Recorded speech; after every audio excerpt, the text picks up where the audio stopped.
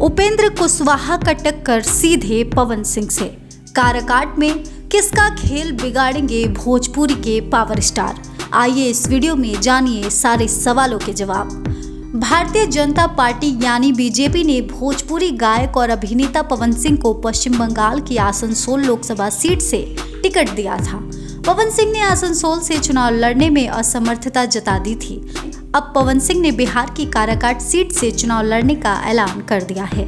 Karakat seat BJP की अगुवाई वाले राष्ट्रीय जनतांत्रिक गठबंधन एनडीए में राष्ट्रीय लोक मोर्चा के हिस्से आई है। इस सीट से आरएलएम प्रमुख उपेंद्र कुशवाहा खुद चुनाव मैदान में हैं। अब भोजपुरी के पावर स्टार पवन सिंह की एंट्री के बाद ये चर्चा शुरू हो गई है कि वो किसका खेल बिगाड़ेंगे। पवन सिंह भोजपुरी संगीत और फिल्म जगत का बड़ा नाम है और काराकाट सीट का जातीय दोनों गठबंधनों के उम्मीदवारों का गणित भी उनके पक्ष में नजर आ रहा है। काराकाट लोकसभा क्षेत्र में करीब 3 लाख से अधिक स्वर्ण और 2.5 लाख कुशवाहा कुर्मी मतदाता हैं। स्वर्णों में भी सबसे अधिक तादाद उस राजपूत जाति के मतदाताओं की है जिससे पवन सिंह आते हैं। इस लोकसभा क्षेत्र में राजपूत मतदाताओं की तादाद करीब 2 लाख है। काराकाट सीट से पवन सिंह की एंट्री को कोई एनडीए के लिए झटका बता रहा है तो कोई ये भी कह रहा है कि इससे चुनाव पर कोई खास असर नहीं पड़ेगा। वरिष्ठ पत्रकार ओम प्रकाश अस्क ने कहा है कि पवन सिंह जिस राजपूत जाति से आते हैं उसका समर्थन बीजेपी को अधिक मिलता रहा है। काराकाट सीट से कुशवाहा जाति के 2 उम्मीदवार मैदान में हैं और यहां से बीजेपी की सहयोगी पार्टी का उम्मीदवार है। बीजेपी के कोर वोटर स्वर्ण अगर पवन सिंह के साथ आ गए तो इसका सीधा नुकसान उपेंद्र कुशवाहा को होगा।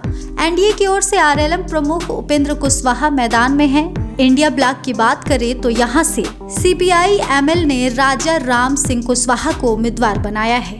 एनडीए और इंडिया दोनों ही गठबंधनों से कुशवाहा जाति के उम्मीदवार चुनाव लड़ रहे हैं। कुशवाहा समाज के 2 उम्मीदवारों की लड़ाई में स्वर्ण और गैर कोयरी ओबीसी के साथ ही दलित और महादलित वोटर्स की भूमिका निर्णायक हो गई है। अब राजपूत उम्मीदवार की एंट्री से मुकाबला त्रिकोणीय हो गया है। बिहार की कुल आबादी में स्वर्ण जातियों की भागीदारी 15% है। आपको बता दें कि सियासत और सितारों का पुराना नाता रहा है। भोजपुरी जगत के मनोज तिवारी, दिनेश लाल यादव निरहुआ, रवि किशन जैसे सितारे संसद में हैं, लेकिन पवन के मामले में हालात अलग हैं। इन तीनों सितारों ने चुनावी जंग जीती तो बीजेपी का सिंबल था, कैडर था। मनोज तिवारी सपा, रवि किशन को कांग्रेस के टिकट पर चुनाव लड़कर हार का भी सामना करना पड़ा था। ये नतीजे बताते हैं कि चुनावी जंग जीतने के लिए केवल ग्लैमर ही नहीं, मजबूत कैडर भी जरूरी है और अपने गृह क्षेत्र से करीब 100 किलोमीटर दूर जाकर कैडर जुटाना आसान नहीं होगा।